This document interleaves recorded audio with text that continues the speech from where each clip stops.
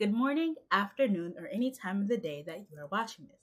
My name is Fedline Mertil. I'm a freshman here at USF and I'm majoring in communications.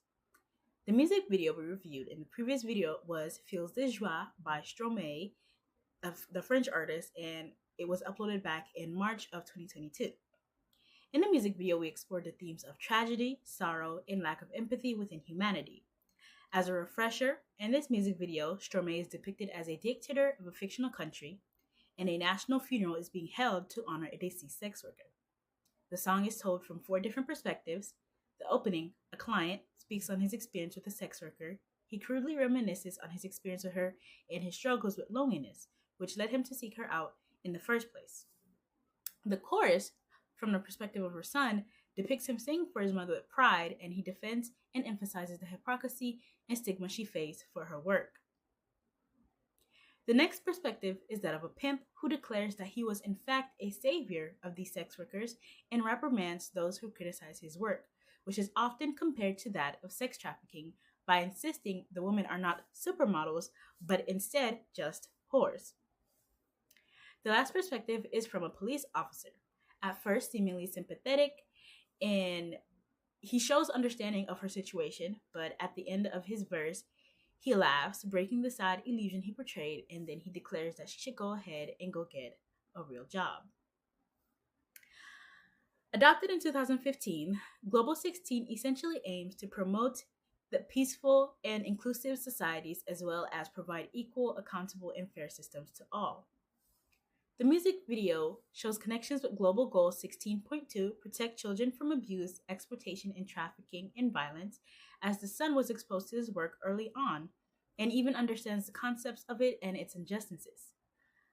Global 16.6, develop effective, accountable, and transparent institution due to the failure of the justice system. And finally, Goal 16.c, promote and enforce non-discriminatory laws and policies to mistreatment of minorities, in this case, the sex worker.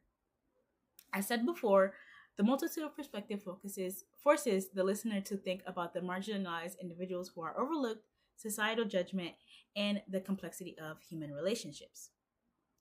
The first term we'll be looking at is a you statement, found on page 113 and 114. To put this word into definition, it simply means to shift the speaker's responsibility for their feelings or thoughts to the other party. Example of this, which are found on page 114, are you are not making any sense, you are making me mad, and you're hurting my feelings. A moment where this form of communication is being depicted in the music video is at the timestamps 155 to 2.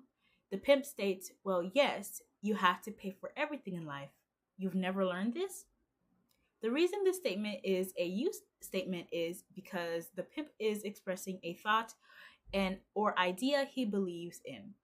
His question, you never learned this, is directed towards the listener and as well as the deceased sex worker. It is meant to defend his ideals as he is seen as someone who takes from the struggling. This is a rhetorical question he asks to justify his actions and deflect the blame, shifting it to the ignorance of the sex worker and the audience for not knowing. The next term we'll be discussing is stereotypes. This term can be found on page 67, and the definition of this term is a generalization of a group of people that is widely spread or believed in. An example of this is found on page 67. And it is the common stereotypes both shared by both liberals and conservatives, which is that the other party's opinion is rooted in ignorance. Connecting to the music video, a stereotype can be seen when the police officer states at the timestamps 253 to 256, right between yours and mine, the difference is that I pay taxes. It is a common stereotype that sex workers don't pay taxes, though according to the research article Sex, Work, and Gender Tax Immigrants by Isabel Crowhurst, published by Cambridge University Press, it states that sex workers, in fact, do have to pay for taxes, yes, and over 75% report doing so. The police officer, who is supposed to be a protector of the people, is mistreating and judging a civilian based on a stereotype that isn't even true. By doing so, the police officer further devalues and dehumanizes the sex worker. The last term we will be discussing is found on page 74, and it is self-concept, which can be defined as stable perception one has of themselves that builds their identity. An example of this can be found on page 74, where it states, "I am a happy person." This can be connected to the video through the timestamps 0.40 or 40 seconds, where the client of the deceased sex worker states, "Being alone is hard." Through this statement, we can infer that this person considers themselves to be a lonely person. It becomes severe. It is so severe that they themselves feel as though the people in their lives aren't enough to aid them in this dilemma, and they go out in search of a connection through transactional intimacy. This shows us that even those who participate in the system have their own reasons, which are often unmet emotional needs. It reminds us that identity is not just shaped by how we see ourselves, but also the way we try to fill in the gaps in our lives.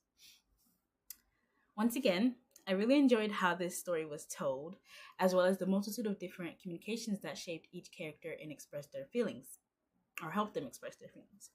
One of the best communications method that I noticed for one character was, in fact, the sex worker. She had no communication in the situation. And in the situation, her communication, I feel as though would probably be the most important, as she is, the sex worker, and she's in the middle of everything. And the justices failed him, and because the justice system failed her, she is misconstrued and perceived in a multitude of different ways that honestly I'm sure is not true. And the only one who is defending her is her son, and he's easily forgotten throughout the music video. And so that's why I think her lack of communication is in fact the most impactful, because she doesn't speak. Well, thank you for listening. Once again, I'm Fedline Mertil, and I'm grateful that you watched this video.